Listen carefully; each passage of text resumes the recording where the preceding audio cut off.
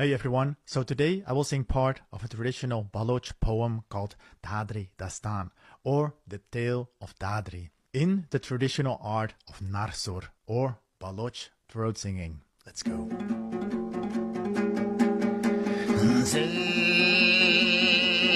دھادری دستان خوری تُنے ہمیں سدی تھی رومی یمی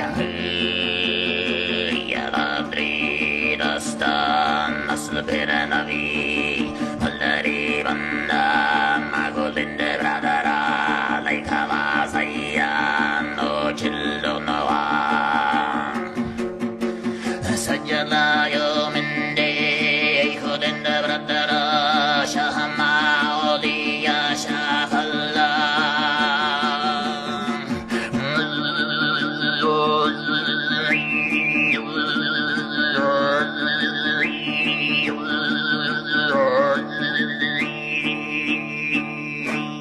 My Baloch friend Asad helped me with the translation and pronunciation of the song. So what do you think?